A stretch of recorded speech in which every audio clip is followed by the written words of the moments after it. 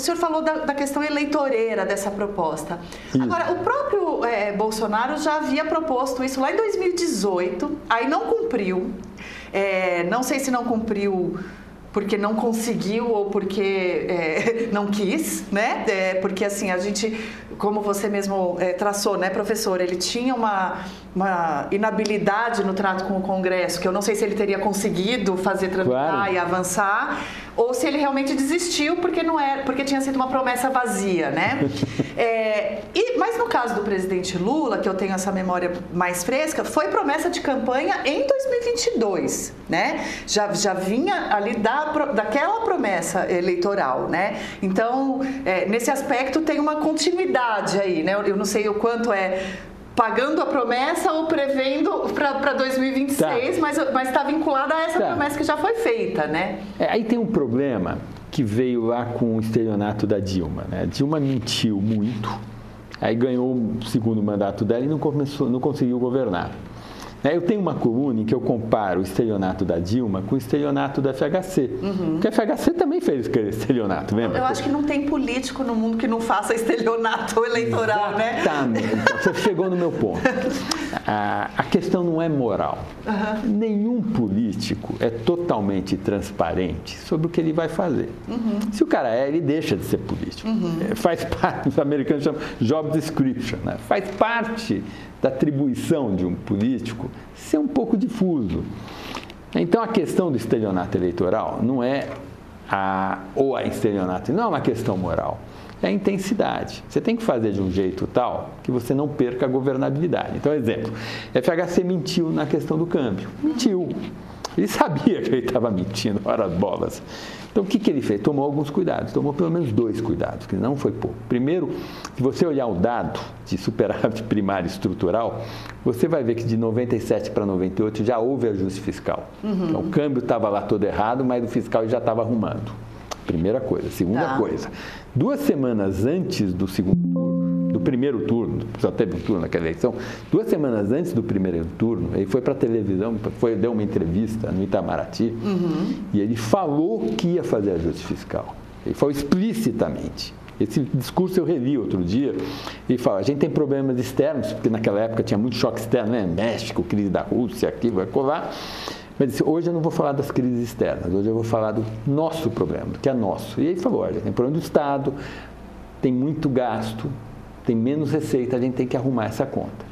Então, de certa forma, ele contratou junto à sociedade uma arrumação de casa. Uhum. Então, ele pôde mentir, ele mentiu, ele produziu o estelionato eleitoral, mas com uma dosagem que foi digerível pela sociedade. Uhum. Foi difícil, o PT pediu impeachment, teve uma crise, o câmbio explodiu, mas ele arrumou e entregou, não conseguiu eleger o Serra, mas entregou a economia em ordem para o seu sucessor. A Dilma errou na dose, talvez até por não ser política. Ela prometeu demais para se reger. Uhum. Não só ela se prometeu demais, como se você olhar o meu estudo em que a gente compara Bolsonaro 2022 com Dilma 14, ela chutou o balde, muito, mas errou na dose. Então ela perdeu a governabilidade no dia seguinte. E aí agora o PT criou uma ideia de que prometeu em campanha tem que dar. Não é assim. Você prometeu um gasto em campanha, é atribuição do executivo criar espaço fiscal para fazer aquela política pública. Por que você vai gastar mais com isso? Porque eu prometi. Não, meu amigo, você tem que primeiro aumentar a carga tributária. Você quer gastar mais com isso? Você prometeu, é atribuição tua, criar as condições para que aquela política ocorra sem atrapalhar o equilíbrio macroeconômico. Uhum. Então, promessa de campanha não é justificativa para fazer déficit público. Agora, o fato de que o governo propôs o arcabouço, aprovou com o Congresso e está agora nesse esforço de um pacote de ajuste, isso não é uma sinalização de que a preocupação com esse equilíbrio é legítima? Não é pelo seguinte motivo.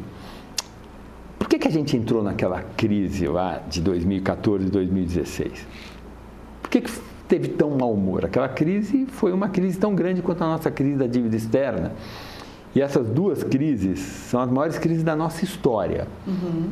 Pelo menos a história que a gente tem em estatística, tá? A crise dos anos 30 não fez nem cosquinha para a crise da dívida externa, final do regime militar, e a crise de 2014-2016, final da primeira grande hegemonia petista à frente do Executivo Nacional. Agora, aquela crise de 2014-2016, ela tinha um problema, que era a explicitação do conflito distributivo brasileiro. Qual é o conflito distributivo brasileiro?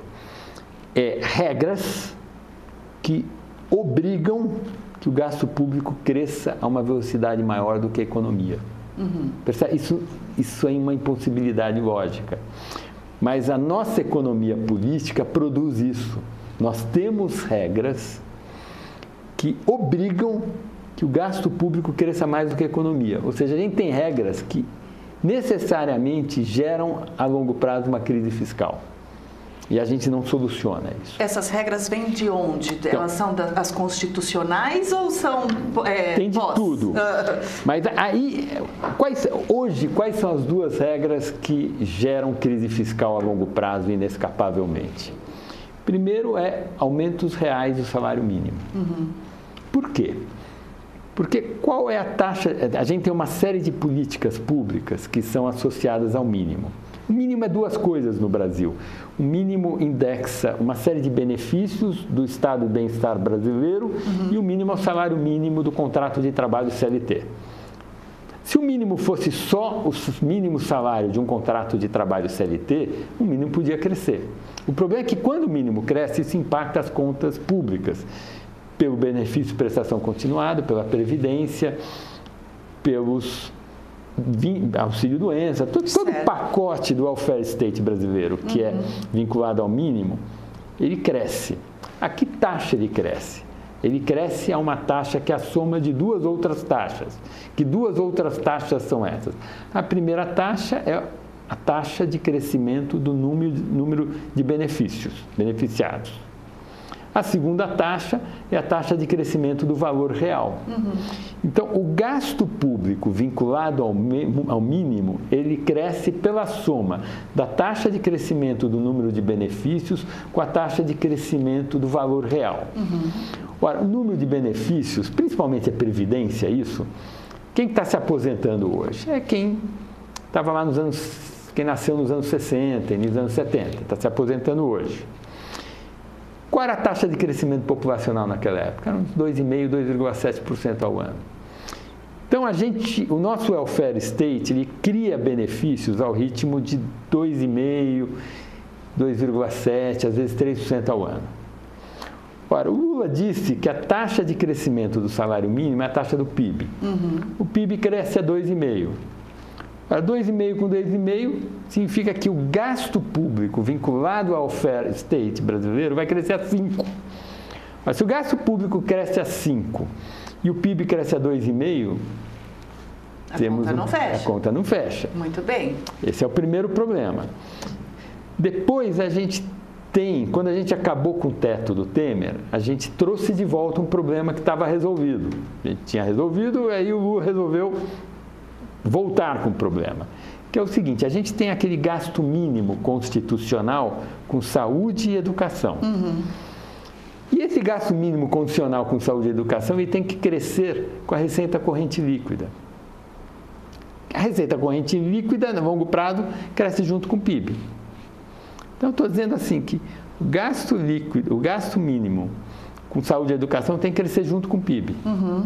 Só que eu preciso abrir um espaço fiscal porque a dívida está grande e tem déficit. Então, eu teria que ter uma regra para o gasto mínimo em saúde e educação igual à regra do arcabouço fiscal. Qual é a regra do arcabouço fiscal? O gasto total tem que crescer a 70% do crescimento da receita corrente líquida com um teto e um piso. A gente precisaria colocar essa regra valendo também para os mínimos constitucionais. Então, essas inconsistências, elas dizem que eu olho lá na frente e eu vejo uma crise fiscal. Se eu vejo uma crise fiscal lá na frente, o mercado põe o preço agora. E é isso que acontece.